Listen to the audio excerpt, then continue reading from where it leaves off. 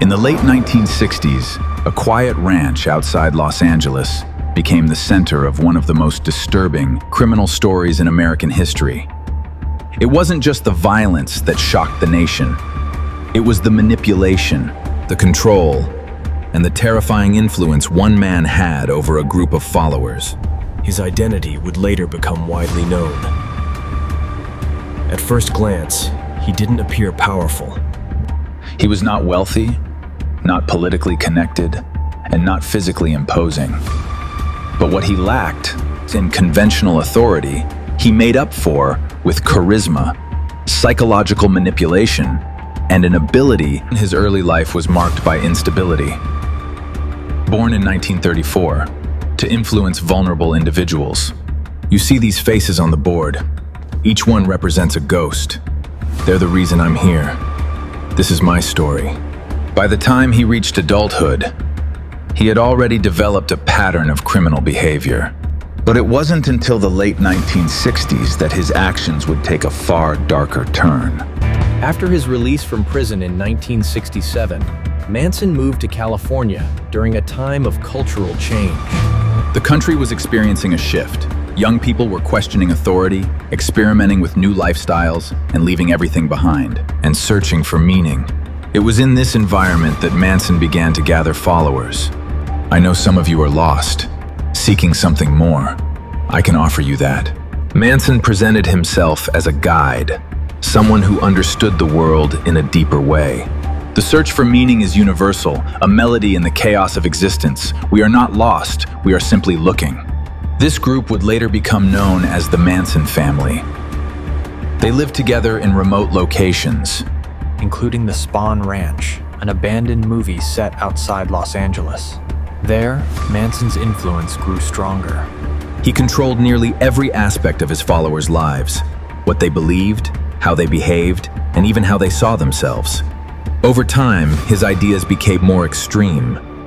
He developed a belief system that combined elements of music, religion, and apocalyptic thinking. He spoke about an impending conflict, one that he believed his group would survive and ultimately control. To his followers, his words carried authority. To outsiders, they seemed increasingly irrational. But belief alone was not enough. In August 1969, a series of events unfolded that would bring him and his followers into the national spotlight. On the night of August 8th, several members of the Manson family entered a home in Los Angeles. Inside were multiple individuals, including a well-known actress. What happened that night drew widespread attention. The victims were killed in a manner that left investigators searching for answers, not just about who committed the crimes, but why. The following night, another attack occurred at a different location. Again, the violence was deliberate, and the pattern suggested something more than random acts. At first, the connection between the two crime scenes was not immediately clear. But as investigators gathered evidence, a disturbing picture began to emerge. These were not isolated incidents. The individuals responsible were part of a group, one that had been guided by a central figure. That individual was at the center of it all. What made this case unique was that Manson was not physically present at the crime scenes. He directed others to carry out the acts. This raises complex legal and psychological questions. How could someone be held responsible for crimes they did not directly commit? The answer lay in control. No one else needs to know. Just you and I understand how this really works. He used manipulation, isolation, and psychological pressure to influence their actions. You need to understand that the parameters are non-negotiable. You cannot deviate from the assigned tasks. Follow the instructions precisely. In late 1969, Manson and several members of his group were arrested. The trial that followed exposed chilling details. The real question is, how do you explain the blood splatter on the wall? Who had the motive? The courtroom became a stage where questions about influence, responsibility, and the nature of control were examined in detail. The whispers in the glass tell of a serpent, its eyes upon the silent watcher. Only the key of 7 unlocks the final hour. His followers, even while facing serious charges, continued to express loyalty to him. Some adopted similar appearances And mannerisms, reinforcing the perception of his influence. The prosecution argued that Manson, he orchestrated the crimes through psychological control. The defense attempted to challenge this idea, suggestive that the individuals acted independently, but the evidence told a different story. Testimonies, combined with physical evidence, demonstrated a clear connection between his directives and the actions carried out by his followers. In 1971, he was found guilty. He was sentenced to life in prison. The case left a lasting impact on the public. It forced people to confront uncomfortable questions. How could one individual influence others to such an extent?